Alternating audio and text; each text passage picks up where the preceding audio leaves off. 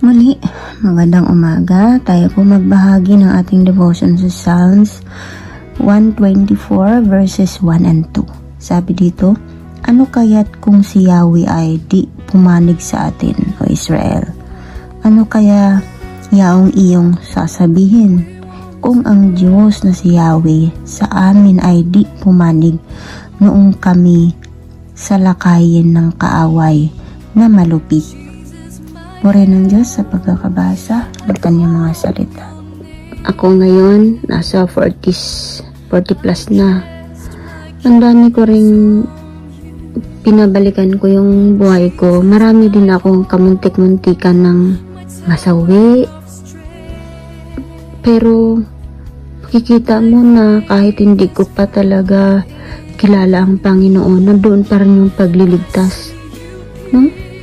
Grabe si Lord, yung kahabagan niya. Kaya ngayon na nakilala na natin si Lord na grabe yung patience niya, na lumalim na tayo at nakita natin yung sacrifice ng Panginoon, dapat talaga huwag natin yung sayangin kasi wala na pong Jesus na darating upang iligtas pa o tubusin pang muli yung pagkakasala natin, no? Ngayon lang to, may chance habang tayo nabubuhay, kaya dapat paglilingkod na dapat sa Panginoon, no?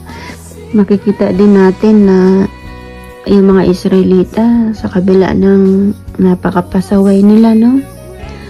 Ang tagal din ng panahon ng inilakbay. Inabot sila ng 4 na dekada sa ilang. Ganon din sa buhay natin. Ganon din yung extension na binibigay ng Panginoon sa atin upang tayo ay matuto. Upang tayo ay makalakad doon sa nais ng Panginoon. Yung mga paulit-ulit nating nararanasan, isa yung pagtutuwid din, no? Na hanggat hindi natin yun nalampasan, hanggat wala tayong natututunan sa bagay na yun, hindi yun makakalampas. Paulit-ulit lang siya, no?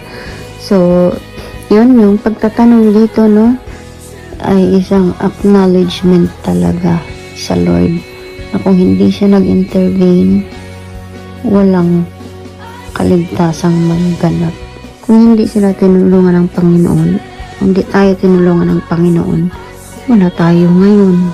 Talagang ang Panginoon ay mahabagin at mahaba yung kanyang pasensya sa atin. Kaya na-delay din, no, yung pagbabalik niya. Kasi binibigyan pa tayo ng chance talaga na gusto niya talaga na lahat tayo makasama. So, ikaw, tayo ngayon na nakapakinig sa salita ng Panginoon, yan na po yung chance natin upang manumbalik, no?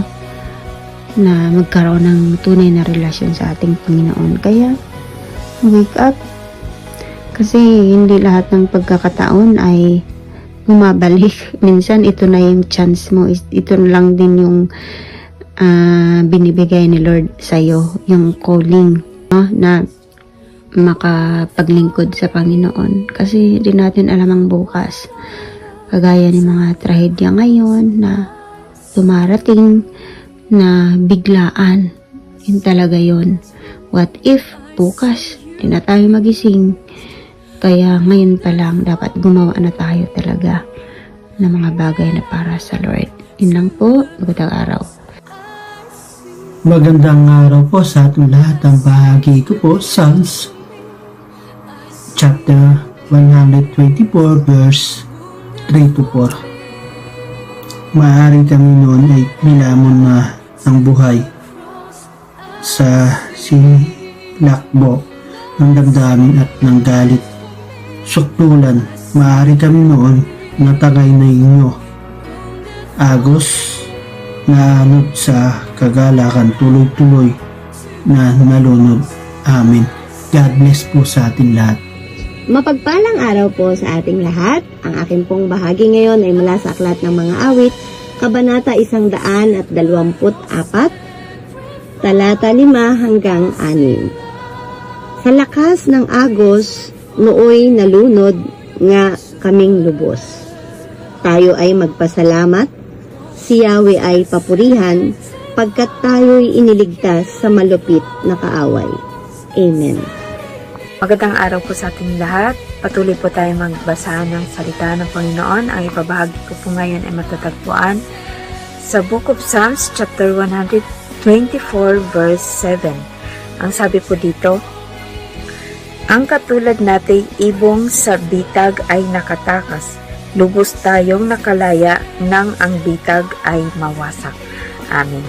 Makikita po natin dito na ang kaligtasan ay hindi dahil sa sariling lakas o talino, kundi dahil sa Panginoon, ang may lalang ng langit at lupa, ang Diyos, ang ating kakampi sa lahat ng oras. Amen. Purihin po ang Panginoon sa pagkakabasa ng kanyang mga salita. Mapagpalang umaga sa ating lahat mga kapatid. Ang aking pong babasahin para sa ating daily devotion ay nasa Psalms chapter 124 verse 8. Ang saklolo natin ay nasa pangalan ng Panginoon na siyang gumawa ng langit at lupa. Amen. Purihin ang ating Panginoon sa pagkabasa ng kanyang mga salita.